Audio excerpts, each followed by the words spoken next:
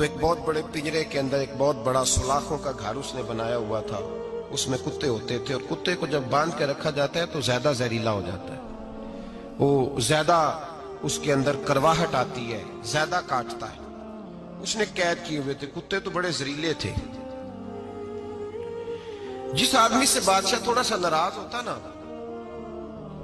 تو وہ کتے کے آگے اس آدمی کو ڈالتا، کتے اس کو چیر پھاڑ کے کھا جاتے. یہ سزا تھی، لوگوں کو پتا تھا. بادشاہ کے وزیر نے بڑی خدمت کی بادشاہ کی، 35 سال تک نوکری کی. لیکن ہر سورج نے غروب تو ہونا ہی ہوتا ہے نا، ہر چاند نے ڈھلنا بھی ہوتا ہے. اب بوڑھا ہونے لگا، وہ جو مضبوط حافظہ تھا وہ کمزور ہونے لگا، ہلکی ہلکی غلطی. بادشاہ مزاج کا بادشاہ تھا، نہیں سمجھ میں آیا. تو میں نے کہا کہ لوگ کہتے ہیں ہمیں کام پیارا ہے، چم نہیں. تو رشتہ وفا کا تھا ہی نہیں. وزیر سمجھنے لگا کہ اب نہ میں بھی غلطیاں کرنے لگا ہوں تو ایسا نہ ہو کسی دن میں بھی ان کتوں کا شکار ہو جاؤں. اس نے بادشاہ سے کہا کہ بادشاہ مجھے آہستہ آہستہ معذرت کرنے لگا، قدم ہٹانے لگا کہ مجھے چھٹی دے دی جائے، میں بوڑھا ہو گیا ہوں. لیکن اس نے کہا نہیں، جب تک میری طبیعت نہیں مانتی تم نہیں جا سکتے.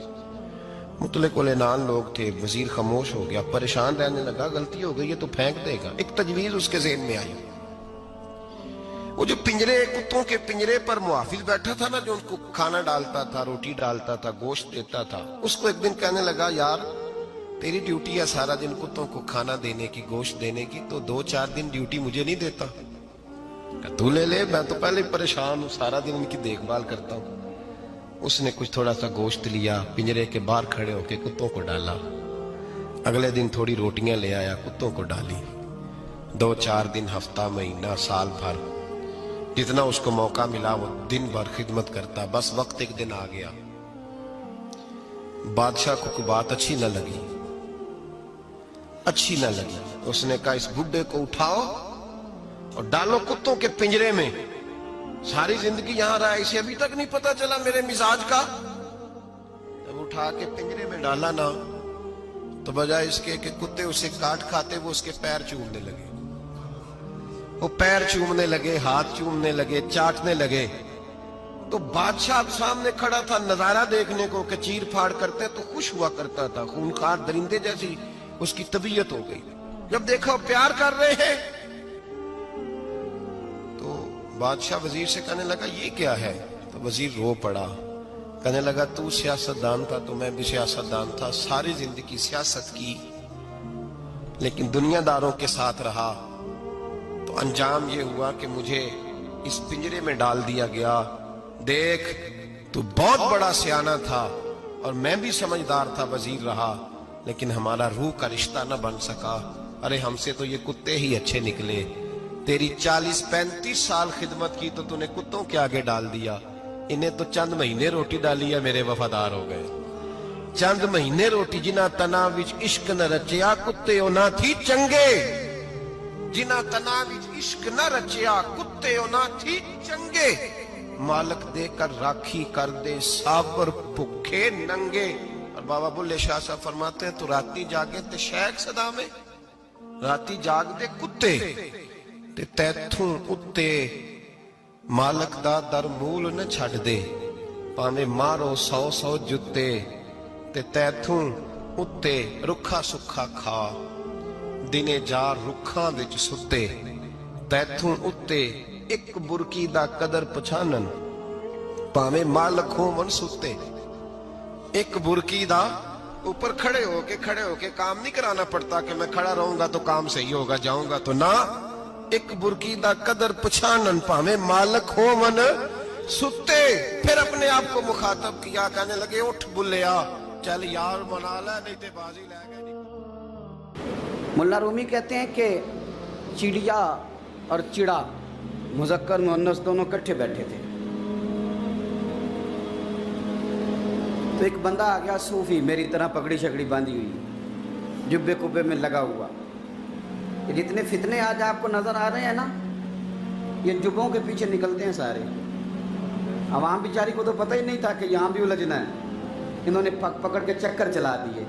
کبھی کوئی کہانی سناتے ہیں تو کبھی کوئی کہانی سناتے ہیں، کبھی نہیں۔ اور میں شکوہ کرنے لگا ہوں، مجھے کر لینے دو۔ کیا تم نے کبھی معیشت پر بھی تقریر کی ہے؟ حضور نے معیشت نہیں دی؟ کیا تم نے کبھی قوم کو معاشرت بھی سکھائی ہے؟ یہ بھی تم نے بتایا ہے کہ جینا مرنا کیسے ہے؟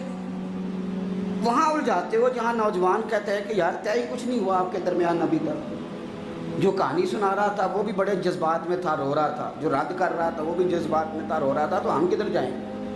آپ نے قوم کو کس دوراہے پہ کھڑا کر دیا؟ شکوہ کرنے لگا ہوں۔ وہ چڑا اور چڑی دونوں بیٹھے تھے، ایک بندہ صوفی صافی آ گیا، بڑا جناب، جبہ کبا، بڑی بات۔ تو چڑیا چڑے سے کہنے لگی اڑ جائیں، یہ شکاری نہ ہو۔ تو چڑا کہنے لگا نہیں، شکاریوں کا لباس اور ہوتا ہے، یہ تو درویشوں کا لباس ہے، رہنے دو، بیٹھے رہتے ہیں۔ اس نے بڑا سمجھایا چڑیا نے، پر چڑیا کی بات مانتا بھی کوئی نہیں نا، کبھی کبھی مان جائے کہنے فائدہ ہوتا ہے۔ اب چڑیا کی مانے کون؟ چڑیا کو تو لوگ چھوٹا جانتے ہیں۔ تو وہ چڑا بیٹھا رہا، پر وہ بندہ آیا، آئے ہائے، آپ یقین کریں لوگ میرے پاس آتے ہیں تو ولی سمجھ کے آتے ہیں۔ وہ جو میرے پاس ولی سمجھ کے، درویش سمجھ کے آیا، اسے ثواب مل گیا، لیکن اگر میں نے دھوکہ کیا تو قیامت میں میری سزا بڑھ جائے گی۔ مجھ سے میرا رب پوچھ لے گا وہ تو ٹھیک تھا، وہ تو تیری پگڑی داڑھی دیکھ کے آیا تھا، تو اپنی بات بتا، تیرے اندر کیا تھا؟ تو وہ قریب آیا نا وہ صوفی درویش، اللہ ماشاءاللہ، اس نے نا گلیل پیچھے چھپائی ہوئی تھی، اس نے گلیل نکالی اور ماری اور چڑا مر گیا۔ چڑیا بڑی پریشان ہوئی، اس نے جا کے بادشاہ کو شکایت کی، جنگل کے بادشاہ کو، شیر کو۔ شیر نے کہا تو فکر نہ کر، بندہ پکڑ لیتے ہیں۔ بندہ پکڑ لیا، گرفتار کر لیا، سامنے آ گیا۔ تو چڑیا کہنے لگی، شیر کہنے لگا چڑیا سے کہ اب نہ پکڑ تو ہم نے لیا ہے، سزا ہم نے نہیں دینی۔ اگر یہ بات آپ کی سمجھ میں آ گئی نا، مسئلہ صرف لیڈروں کا نہیں، کارکن بھی بڑے خطرناک ہیں۔ ناراض ہو گئے ہو؟ مسئلہ مریدوں کا نہیں، یہ پیروں کا نہیں، صرف یہ مرید بھی نہیں کہیں ہلنے دیتے، یہ بھی نئی سے نئی کہانی روز بنا کے لاتے ہیں اور آ کے سناتے ہیں۔ سنو، وہ چڑیا سے کہنے لگے، بادشاہ سلامت، شیر صاحب کہنے لگے کہ سزا تیری مرضی کی دینی ہے، تو بتا کیا سزا دے۔ تو چڑیا رو پڑی، کہنے لگی بادشاہ اسے سزا کوئی نہیں دینی، ایک بس حکم دینا ہے۔ اسے کہا وہ کیا؟ تو وہ کہنے لگی اسے حکم کریں، اگر اس نے شکار کرنا ہے تو لباس بھی شکاریوں والا پہنے، اس نے لباس صوفیوں والا پہننا ہے اور اندر سے شکاری ہے، بس اسے حکم کرتے ہیں کہ اس نے شکار کرنا ہے تو لباس بھی، اللہ کرے آپ کی سمجھ میں بات آئے۔ اور سیاستدان، تو نے لباس پہن لیا ہے، خدمت کار ہے تو شکاری، اور بیوروکریٹ، اور تاجر، تو نے لباس پہن لیا ہے، خدمت کار، تو شکاری ہے۔ وہ بہت بڑی جگہ پہ بیٹھے ہوئے افسر، تو نے لباس پہن لیا ہے ایک بہت بڑے افسر کا، ایک محکمے کو سنبھالنے کا، اور اندر سے تو رشوت کھاتا ہے، شکاری ہے۔ اور درویش صاحب، مولوی صاحب، اور بڑے کام میں لوٹنے کے لیے، درویش بن کے تو نہ لوٹ۔ آپ کی طبیعت کے اندر دولت سے بیزاری، حضرت ابو درداء، حضرت ابو موسیٰ اشعری، حضرت ابو ہریرہ رضی اللہ تعالیٰ عنہ، یہ سمجھ لیں ان کے کلاس فیلو تھے، ان کے ساتھ پڑھا تھا انہوں نے۔ حضرت ابو ذر غفاری ان پر بھی جلال کرتے ہیں۔ آپ یقین کریں کہ طبیعت نا ایسے کیف میں آ گئی ان کو پڑھ کے، ان کو پڑھا جب کچھ دنوں سے تو کچھ انوکھا، یہ انوکھی وضع ہے، سارے زمانے سے نرالے ہیں، یہ بندے کون سی بستی کے یار اب رہنے والے ہیں، یہ کس طرح کے لوگ ہیں، کیا سوچ ہے۔ حضرت ابو درداء رضی اللہ تعالیٰ عنہ کے گھر کے قریب سے گزرے تو حضرت ابو درداء مکان بنا رہے تھے، کیا جملہ کہا، تڑپ گئی روح۔ فرمانے لگے ابو درداء تجھ سے مجھے یہ امید نہیں تھی یار۔ فرمایا کیا ہوا؟ فرمانے لگے اب تیرا مکان بنانے کے لیے بھی اللہ کے بندوں کی پشتوں پر اینٹیں رکھی جائیں گی، تیرا مکان بنانے کے لیے رب کے بندوں کی پشتوں پر اینٹیں تیرے لیے۔ حضرت ابو درداء نے گردن جھکا لی، فرمایا یار جہاں تو ہے نا تو بالکل ہی ٹھیک کہتا ہے۔ کیوں؟ میرے نبی پاک صلی اللہ علیہ وسلم نے فرمایا اس زمین کے اوپر اور آسمان کے نیچے ابو ذر غفاری سے سچا بندہ کوئی نہیں، ان سے زیادہ سچا کوئی نہیں۔ فرمایا تو ٹھیک کہتا ہے یار، صحیح کہتا ہے۔ حضرت ابو موسیٰ اشعری رضی اللہ تعالیٰ عنہ کو گورنر بنا دیا گیا عراق کا۔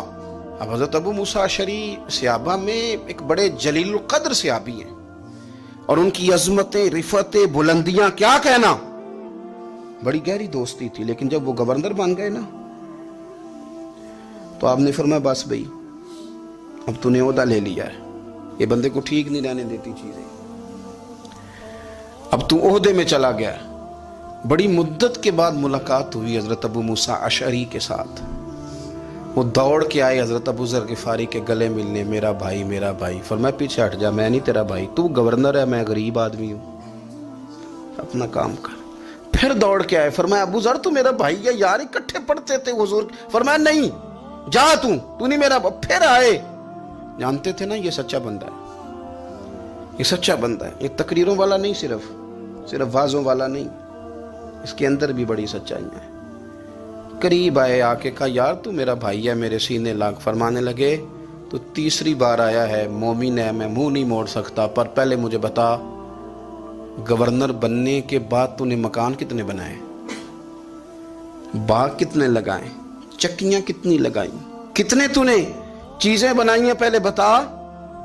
تو حضرت ابو موسیٰ اشعری نے ان کا ہاتھ پکڑا، رونے لگے، کہنے لگے جس محبوب سے تو نے تربیت لی ہے میں بھی انہی کا نوکر ہوں، جن کپڑوں میں میں عراق گیا تھا میرے آج بھی وہی ہیں یار، کیا بات کرتا ہے تو، میرے وہی ہیں۔ مجھے بتا اگر یہ عہدے خدمت کے ہم نہیں لیں گے تو پھر کیا ظالموں کو دیں گے، غیروں کو دیں گے؟ نہ کر، کچھ نہیں بنایا۔ حضرت سیدنا ابو موسیٰ اشعری رضی اللہ تعالیٰ عنہ روئے، اور جب کہا نا کوئی شے نہیں میرے پاس، تو فرمایا اچھا چل آ جا، پھر سینے لگ جا، تو واقعی میرا بھائی ہے۔ پھر حضرت ابو ذر غفاری نے محبت فرمائی، وہ درویشی، وہ فقیری، وہ سادگی، وہ نورانیت، وہ دل کے ساتھ اندر۔ ہمارے تو بہت سارے لوگ ہیں جو کہتے ہو کہاں لے جانا ہے مال، کیا ضرورت ہے مال کی، ہر وقت مال کی مخالفت کرتے ہیں، لیکن دل ان کا کہتا ہے کہ آئے صحیح کسی طریقے سے، پہنچے صحیح۔ حضور نے فرمایا بعض لوگوں کی زبانیں شہد سے زیادہ میٹھی، دل بھیڑیے سے زیادہ خطرناک، اوپر سے کہہ کچھ رہے ہیں اندر حالات کچھ اور ہیں۔